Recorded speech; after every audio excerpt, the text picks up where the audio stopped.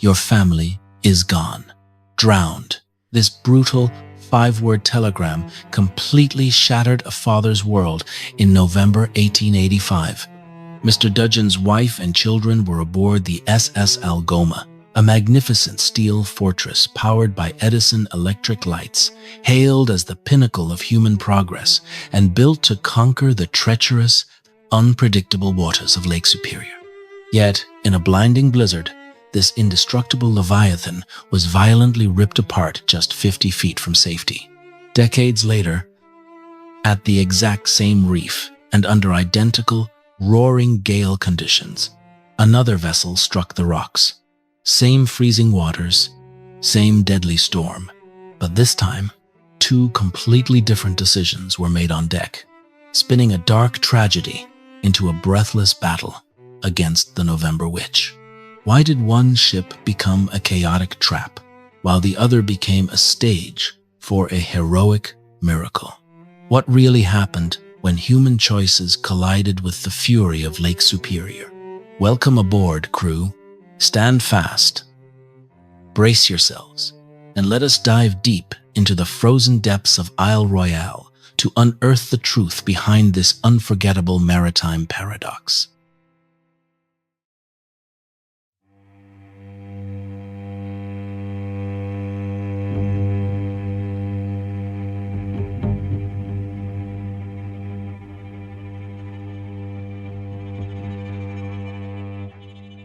The story of the SS Algoma began far from the Great Lakes of North America, within the prestigious, industrially dense shipyards of Scotland.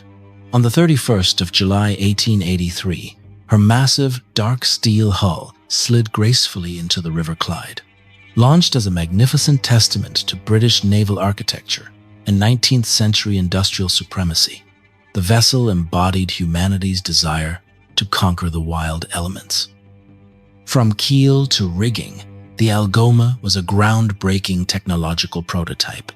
She held the historic title of being the very first steel-hulled passenger and package freight vessel commissioned by the legendary Canadian Pacific Railway Company, CPR.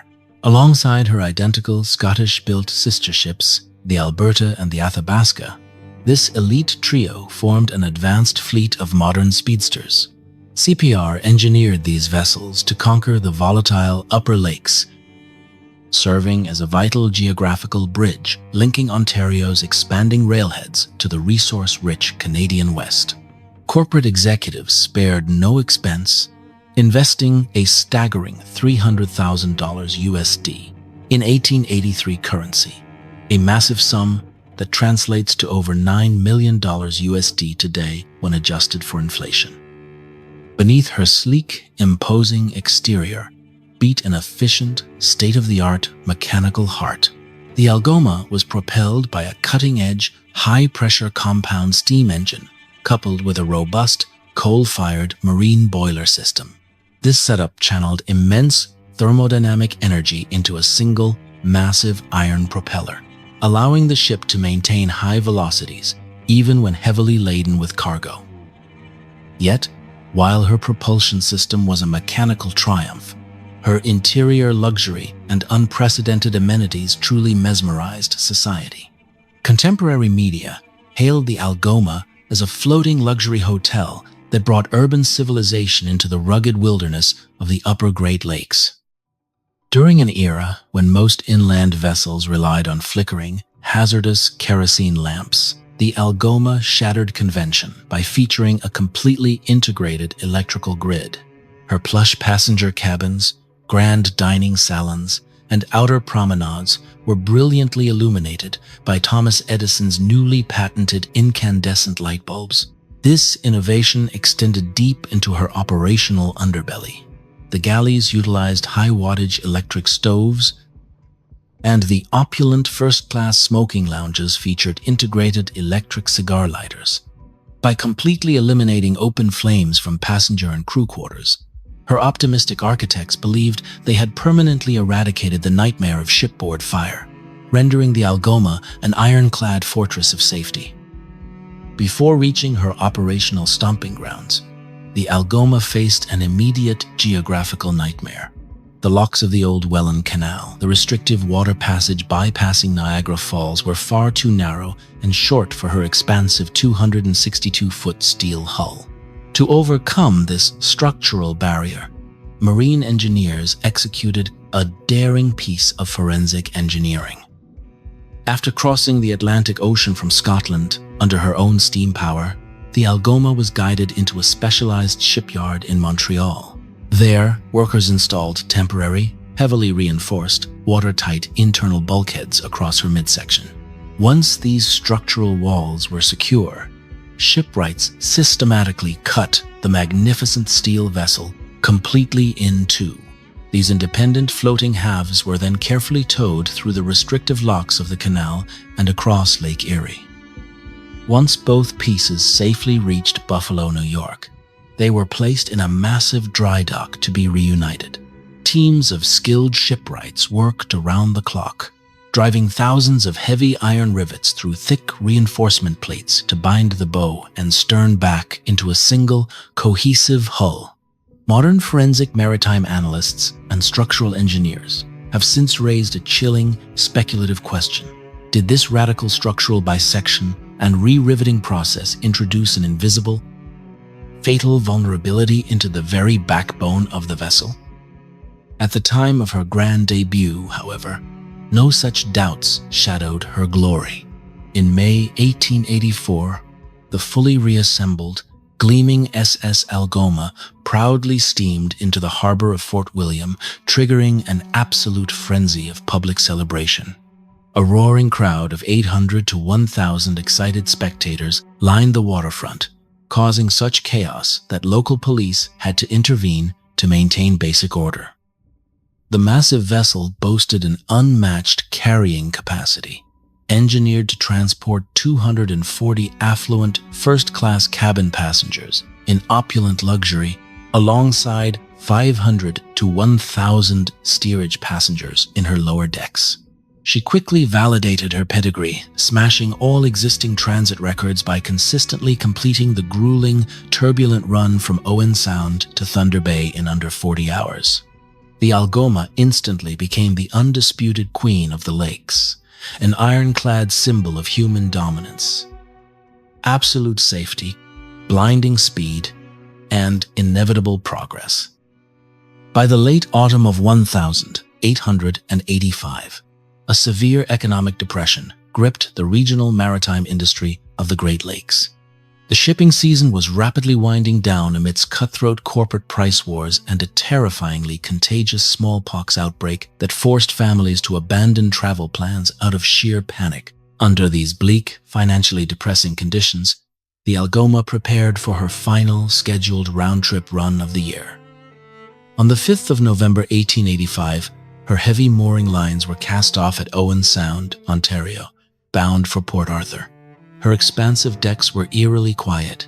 Because of the economic stagnation paralyzing the region, the Algoma carried a mere 37 passengers, the smallest passenger manifest in her operational history. Her vast cargo holds were packed not with luxury consumer goods, but with 134 tons of general package freight and 297 tons of heavy, cold steel railway supplies destined for the ongoing construction of the Canadian Pacific Transcontinental Railroad. The passengers huddled on board were not wealthy vacationers. They were rugged homesteaders, displaced frontier laborers, and working-class families moving across the wild frontier to carve out a living in a harsh, unforgiving land. Among them was the highly vulnerable young family of a Mr. Dudgeon, a hopeful mother and her innocent children traveling north toward a new future that they would never live to see. At midday on Friday, November 6, the great steel liner safely cleared the massive lock gates at Sault Ste. Marie, steaming out into the vast, open expanse of Lake Superior, the world's largest freshwater sea. The weather initially held, showing no immediate signs of danger. However, by 10:00 p.m. that evening, Captain John Moore noted a sudden, violent drop in barometric pressure.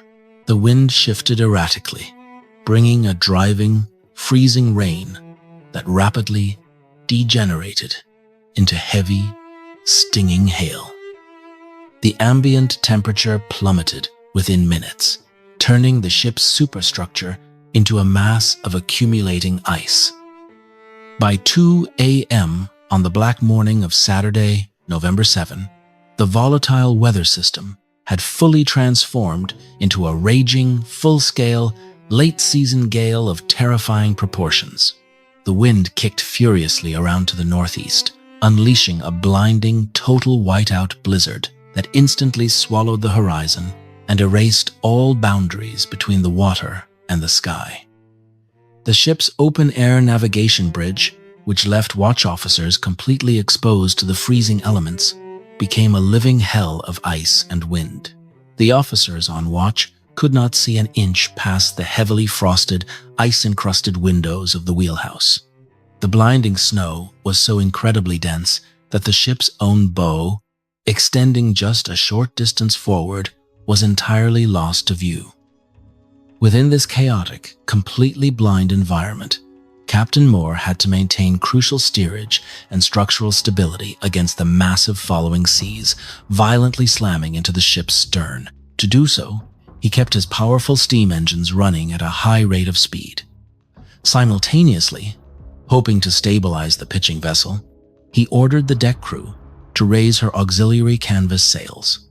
Powered by the dual forces of burning coal and roaring wind, the Algoma raced through the blinding darkness at a highly dangerous estimated velocity of 15 miles per hour.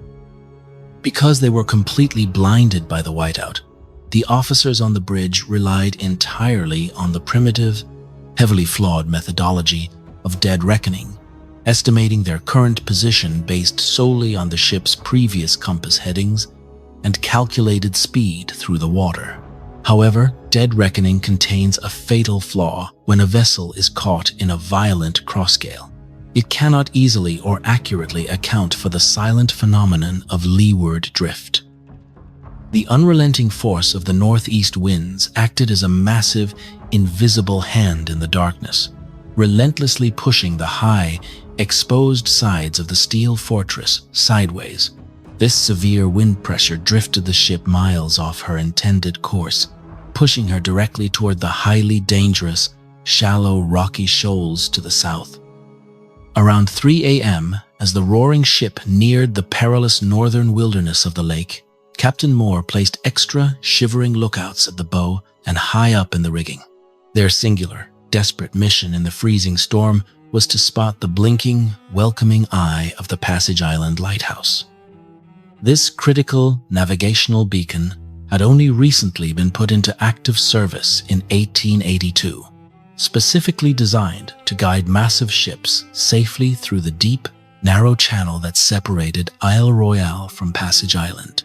The bridge crew became entirely, obsessively fixated on finding that one specific spark of artificial light in the frozen, howling void. They mistakenly believed that as long as they did not see the Passage Island light shining through the darkness, they had not yet run deep enough into the northern channel, and therefore had plenty of safe open water ahead of them. They failed to realize the absolute horror of their true geographical situation. The invisible, constant leeward drift had already pushed their vessel far to the west of their safe track. Furthermore, the blinding, impenetrable curtain of driving snow completely smothered and blocked out the lighthouse's beam, rendering it totally invisible to the naked eye.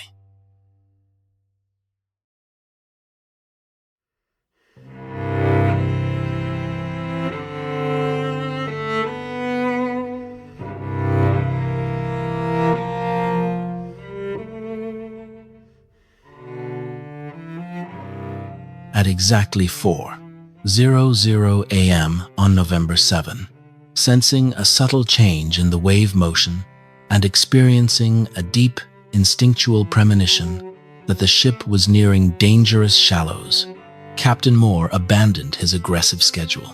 He rapidly ordered the crew to lower the sails, shut down the steam engines, and alter the ship's heading to turn back toward deep, open water. It was a tragic case of doing the right thing just minutes too late. Less than 5 minutes into the hard turn, a deafening metallic roar shook the vessel. The Algoma slammed into ancient granite rocks off the southeastern shore of Mott Island, grounding a mere 50 feet from dry land. Moments before impact, Captain Moore's dead reckoning calculations had assured him the ship was safely 15 miles out in the open waters of Lake Superior. The structural destruction was instantaneous. The massive iron rudder struck the reef first, shattering into fragments and stripping the helm of steering control.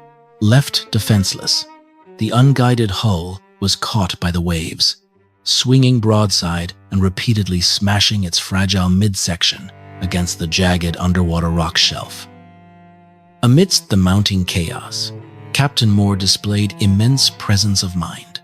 He rushed to open the safety valves to vent high-pressure steam from the boilers, successfully preventing a catastrophic internal explosion. He then sprinted through the dark companionways to rouse sleeping passengers. Suddenly, a colossal wave broke over the vessel, smashing the wooden superstructure, severely injuring the captain, and sweeping a helpless sailor off the deck into the freezing water, never to be seen alive again. Simultaneously, the advanced electrical system failed completely.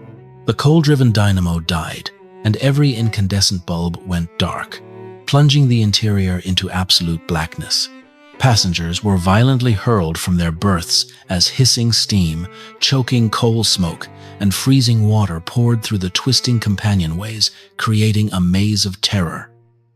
As dawn approached, a torturous geographical paradox revealed itself. The solid ground of the island mocked the survivors through the driving snow, agonizingly close to touch. However, the monstrous waves refracted off the shallow rocks with such violence that they created a churning surf zone that acted as a literal meat grinder. The storm's kinetic energy was so immense that it ripped commercial fishing nets off the deep lake floor and hurled them onto the onshore boulder banks, a phenomenon veteran local fishermen had never witnessed.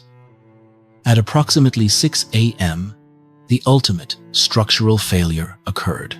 The steel hull, subjected to unequal bending stresses as the bow and stern caught on separate rock ridges, while the midsection remained unsupported over deep water, groaned under the weight. With a metallic scream of tearing, plating, and snapping rivets, the ship snapped completely in two right in front of the boiler room, the exact spot where the halves had been restitched in Buffalo. This structural split triggered an immediate tragedy at the forward end. When the vessel first struck, most passengers instinctively fled to the bow, believing its height and size offered the best chance for survival. Lacking knowledge of naval architecture or structural load limits, they did not foresee the lake's immense leverage. At 6:00 am, a gargantuan wave lifted the massive bow section off the reef and flipped it into deep water. It sank like a stone, dragging everyone trapped inside down into the freezing depths. They were snuffed out in seconds. The Dudgeon family vanished in that crushing moment, their dreams permanently erased. Meanwhile, the severed stern section remained tightly wedged on the shallow ledge, becoming a precarious, freezing refuge for the few battered survivors left behind. This structural split proved the failure of the early bisection technique, demonstrating that while the steel was strong, the human joints holding it together could not withstand the unmitigated fury of Lake Superior. The grim, gray dawn of November 7 revealed the full horror of the night. The catastrophic vanishing of the bow left just 14 freezing individuals clinging to the shattered stern remnant, 11 crew members, 2 passengers, and the severely injured Captain Moore. Trapped in a freezing hellscape, they had no shelter, no operational heating, and virtually no sustenance against hypothermia except for a few random apples gathered from floating debris and a handful of damp blankets. The visible snow-covered shoreline of Mott Island presented a torturous psychological cruelty.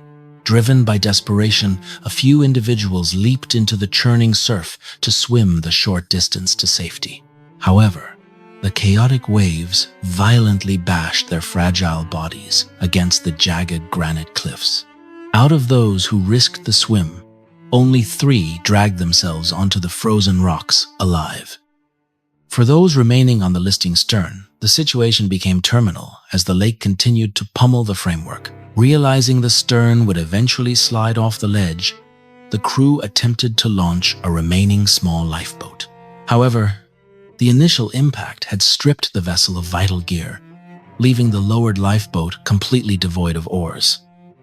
Despite his debilitating injuries, Captain Moore crawled into the boat, kicked apart a section of the wooden floorboards, and ripped a heavy plank free to use as a makeshift paddle. Before they could make headway, a massive breaker capsized the craft, throwing the men into the foam. Through sheer luck, the boat self-righted. Clawing back inside, the men aggressively fought the undertow with the plank, eventually drifting into the shallower breaker zone, where they abandoned the craft and crawled onto the beach in absolute exhaustion. For over an hour, they huddled together on the frozen boulder banks, forced to watch the Algoma's stern continue to disintegrate as the bloated bodies of their comrades washed ashore at their feet.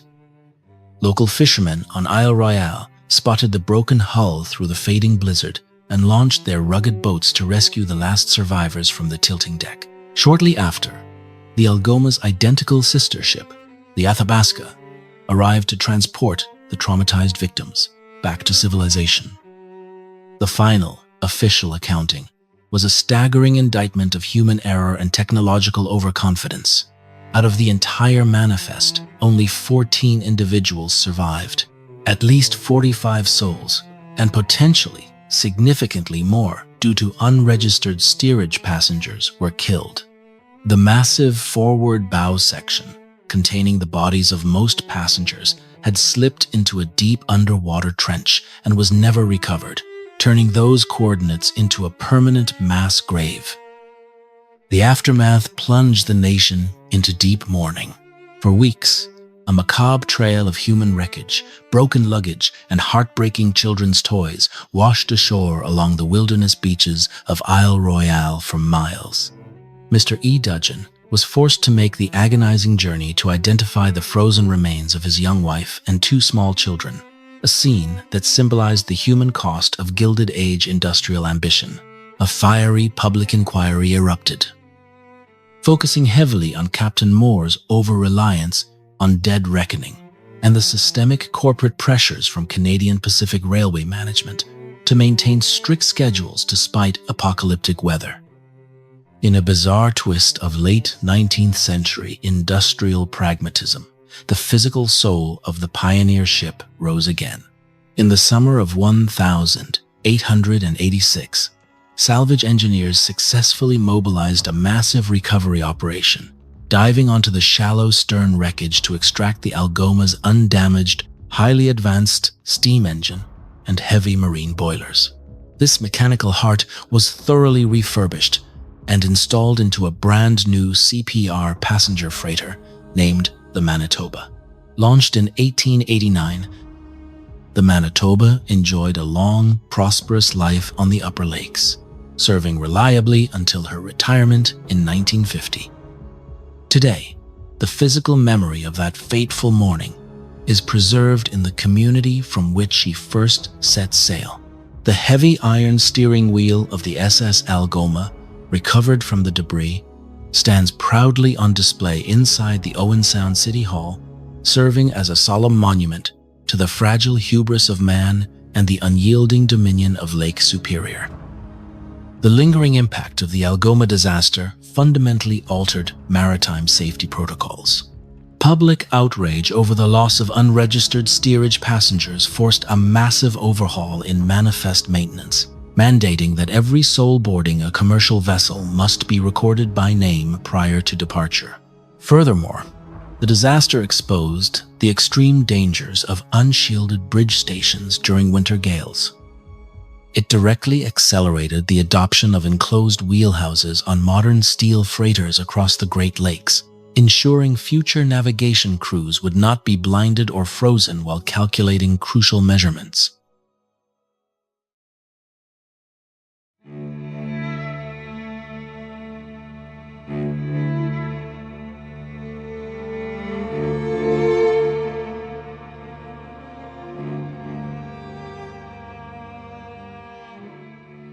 Exactly 21 years after Lake Superior claimed the Algoma using the same meteorological trap, another magnificent vessel set forth into those unforgiving northern waters. This was the legendary SS Monarch, official number 96843, a double-decked passenger and package freight propeller that stood as the last true wooden fortress of the upper wilderness lakes. Laid down in 1,890 inches Sarnia, Ontario, by revered master shipbuilder John Dybel for the Northwest Transportation Company, the Monarch was built with an uncompromising adherence to traditional maritime craftsmanship. Her massive hull was fashioned from select Canadian white oak, a slow-growth timber prized for its dense, shock-absorbing properties, to handle heavy cargo and survive hull impacts. Her wooden frames were heavily reinforced with internal iron plates and diagonal steel straps bolted directly into the timbers. This created a hybrid composite structure of immense rigidity. When she launched on the 27th of June, 1890, she secured a permanent place in maritime history as the absolute last commercial wooden hull of her immense size manufactured in Sarnia before the industry transitioned to steel prior to World War II. For 16 years of prosperous service, the Monarch outlived and outperformed many contemporary steel and iron counterparts. Measuring 259 feet long, with a 35-foot beam and a 15-foot draft, she was an imposing sight. Her layout featured 65 luxury passenger cabins on the upper salon deck to accommodate wealthy travelers, while her cavernous lower hold was dedicated to high-value package freight and grain. Propelling this floating wooden citadel was a 900 horsepower, 671 kilowatts, triple expansion steam engine, fed by two high-pressure Scotch marine boilers. This plant allowed her to maintain a reliable cruising speed of 14 miles per hour, even when packed down to her winter load line. In 1899, following corporate consolidation, the Northwest Transportation Company merged into the Northern Navigation Company Limited. Under this new flag, the Monarch continued her routine seasonal runs, bridging Sarnia with Thunder Bay, Ontario, and Duluth, Minnesota. The bitter winter of 1906 arrived with sudden intensity, threatening an early close to the shipping season. On the 6th of December 1906, the SS Monarch was tied up at Port Arthur in Thunder Bay. Her crew hurried to finish loading what was intended to be one of her final downbound trips of the year. Her holds were packed to capacity with thousands of bushels of premium Canadian wheat and oats, crates of salted salmon, and general package merchandise destined for Southern Ontario stores. As the final hatches were secured, the ship's barometer plunged. Desperate to beat the total freeze-over of the northern locks, the captain ordered the mooring lines cast off. The Monarch steamed out of Thunder Bay, cleared the shadow of Sleeping Giant, and headed directly into an apocalyptic winter snowstorm. The atmospheric conditions that night were a terrifying historical echo, mirroring the identical meteorological trap that had destroyed the Algoma exactly 21 years earlier. Within an hour, blinding snow reduced visibility to absolute zero, rendering visual navigation useless. A northeast gale threw steep waves against the Monarch's starboard bow. In this frozen void, the wheelhouse relied strictly on dead reckoning. However, extreme wind resistance and powerful cross-currents relentlessly drifted the vessel miles off course. For hours, the captain and officers believed they were safely clearing Isle Royale. Instead, navigating blind at full speed, the Monarch raced toward destruction.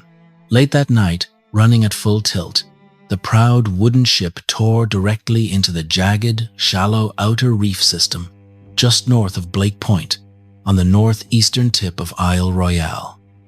The high-speed impact driven the Monarch's reinforced oak bow high onto the solid stone shelf, leaving her stern suspended over deep water, exposed to the fury of the waves. In nearly identical circumstances, the Algoma had broken her back within hours and drowned dozens. The Monarch avoided this immediate fate due to a split-second, genius tactical decision by her chief engineer. As the hull groaned and freezing water rushed into the forward compartments, the chief engineer stood his ground in the flooding engine room. He opened the steam throttles to their absolute maximum limit, throwing the 900 horsepower engine into full forward gear. The propeller generated continuous forward thrust, acting as a hydraulic clamp that forced the bow tighter onto the granite reef. This prevented the retreating undertow from dragging the vessel backward into the deep underwater trench, stabilizing the breaking hull and buying the souls on board precious time. With the hull continuously buckling, a second act of extraordinary heroism materialized. John D. McCallum, a brave wheelsman and younger brother of first mate Burt McCallum, realized the ship would eventually disintegrate under the pounding surf. Volunteering to brave the waters was essentially a death warrant, but McCallum did not hesitate. He tied a heavy manila lifeline around his torso and leaped into the pitch-black, freezing surf of Lake Superior. The conditions were at the limit of human survivability. In December, Lake Superior's water drops to between 34 and 36 degrees, a temperature that triggers immediate hyperventilation and leaves a human with less than 5 minutes of functional coordination before hypothermia causes total paralysis. Battling the crushing undertow, McCallum swam with superhuman strength toward the shore. He was violently thrown against the ice-sheathed granite cliffs of Blake Point, but clawing his way up the frozen rock face with bleeding, numbed fingers, he found a purchase on land. He hauled a heavy line up the cliff and wrapped it securely around a deeply rooted old-growth tree, establishing a rigid bridge between the dying ship and the shore. Using McCallum's secured lifeline, the crew rigged a crude bosun's chair system. One by one, through the freezing darkness, terrified passengers and exhausted crew members dragged themselves hand over hand through the crashing spray to the rocky ledge below. The evacuation required immaculate coordination, with senior officers managing the line on the slanting deck, while McCallum and the first mate pulled survivors up the slick cliffs. Through this incredible collective effort, a total miracle was realized. Out of the numerous souls aboard, only a single crew member lost his life, tragically losing his grip on the icy line and vanishing into the churning waters. The successful evacuation was merely the prelude to a brutal battle against the elements. The survivors found themselves cast ashore on the isolated, uninhabited wilderness of Isle Royale in the dead of winter, with no communications and no immediate hope of rescue. As temperatures plummeted, the crew organized survival operations. They salvaged heavy canvas, cargo, tarpaulins, blankets, and broken wood cabin doors washing ashore from the shattering superstructure to construct primitive, wind-resistant survival tents against the lee side of the cliffs. To signal passing vessels and prevent fatal hypothermia, they gathered fallen timber and established a massive bonfire on the highest point of the bluff, which was meticulously maintained for 4 consecutive days and nights. For food, men risked their lives in the shallow surf to pull floating burlap sacks of wheat berries and wooden crates of canned salmon from the ice-choked water. The wheat was boiled in salvaged metal tins over the open fire, providing a hot porridge that sustained their energy. For 4 agonizing days, this improvised community lived like shipwrecked castaways on the frozen island, maintaining discipline until the 10th of December 1906, when the gleam of their signal fire was finally spotted through the clearing weather by a passing vessel. The subsequent arrival of rescue teams confirmed that, through engineering skill, individual heroism, and collective resilience, the fortress of Sarnia had yielded a true miracle of survival on the deadliest lake in the world.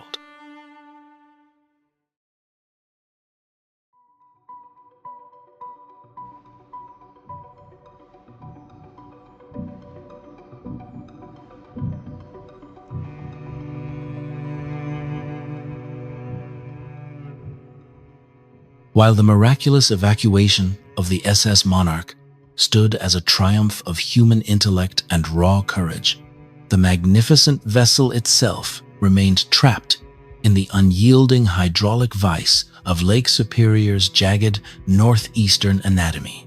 The clock was ticking relentlessly for the stranded citadel. Over the course of December 11 and into the early morning hours of the 12th of December 1906, merely hours after the last soul had been rescued, an intensely powerful secondary gale descended upon Blake Point. This atmospheric assault subjected the grounded, waterlogged hull to massive torsional stresses, mercilessly snapping the composite Canadian white oak frames and internal iron plate reinforcing matrix completely in two. The structural back of the Monarch was irrevocably broken. Her massive stern section, which had been suspended precariously over deep water, separated entirely from the pinned bow and slid violently down the steep underwater granite incline into a dark glacial trench below. This left only the shattered profile of her forward bow section, projecting lonely above the ice-choked surface of the lake. Despite this catastrophic disintegration, the substantial economic value of her state-of-the-art propulsion plant prompted immediate commercial salvage interest. By the summer of 1908, commercial salvage divers operating under hazardous conditions in rudimentary, surface-supplied diving helmets successfully extracted the ship's heavy mechanical centerpiece. They salvaged the entire 900-horsepower triple expansion steam engine, its associated machinery, shafts, and the two high-pressure Scotch marine boilers. What these salvors chose to leave behind as commercially worthless, however, inadvertently laid the foundation for one of the most pristine and structurally intact underwater archaeological preservation sites in North America. Over the next century, the dynamic shallow wave action and crushing winter ice sheets of Lake Superior systematically dismantled the remaining wooden superstructure of the bow, spreading her massive timber frames across a multi-tiered underwater debris field. Today, this historic debris field rests at depths ranging smoothly from 10 feet in the turbulent shallows down to 80 feet along the slanting underwater cliffs. Yet, while the structural wood partially yielded to natural forces, the high-value commercial package freight trapped within the lower hold was granted an eerie, near-flawless immortality.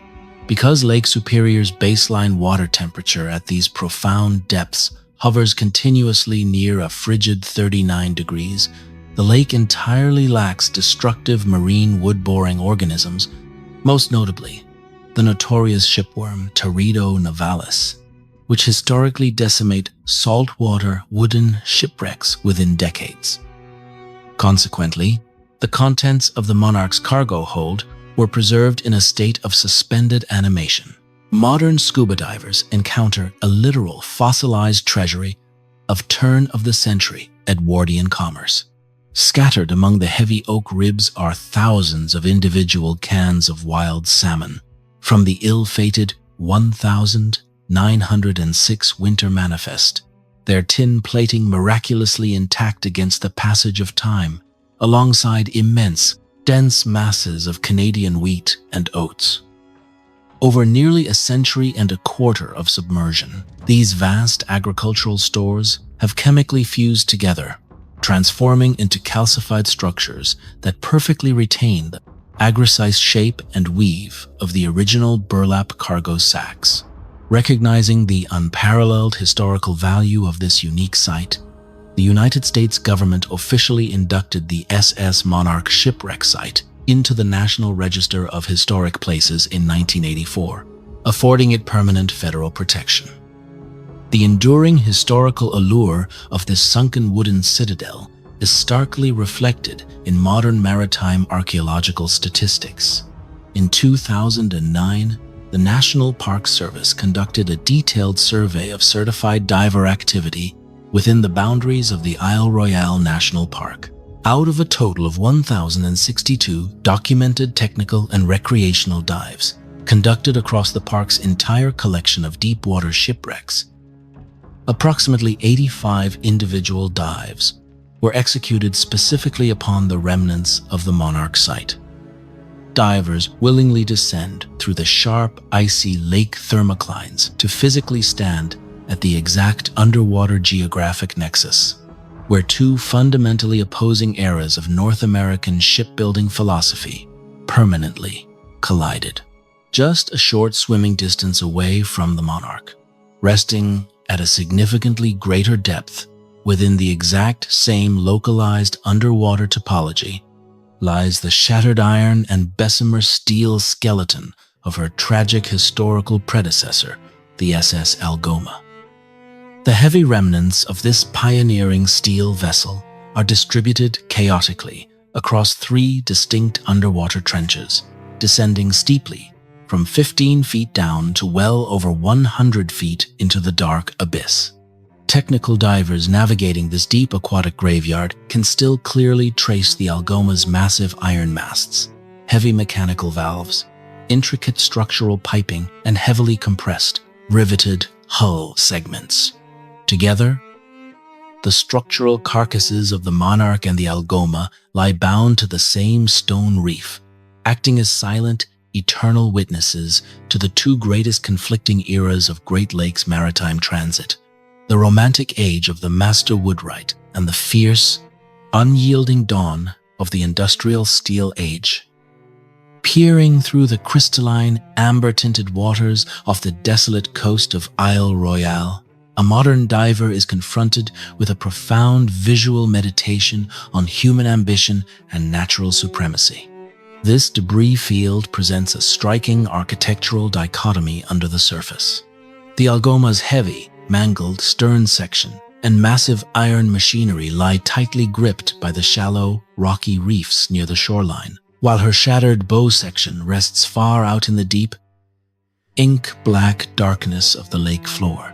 These scattered plates of heavily riveted steel, twisted electrical conduits, and fractured cargo components are continuously shifted and polished by the deep internal hydraulic currents of Lake Superior, a perpetual reminder that beneath the calm, deceptive summer surface of this inland sea lies an unyielding engine of absolute structural destruction.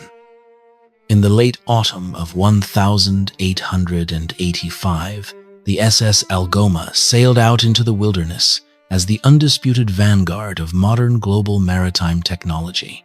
She was a crowning achievement of massive corporate investment, meticulously constructed of specialized Bessemer steel, outfitted with pioneering internal electrical illumination systems, and specifically engineered to render the old, traditional wooden shipping fleet entirely obsolete. Yet, when confronted directly by the blinding barometric collapse of the November Witch, this highly advanced steel fortress failed catastrophically, buckling violently under the freshwater hydraulic stress, breaking completely in two within mere hours of impact, and dragging 45 helpless souls to an immediate, freezing, watery grave.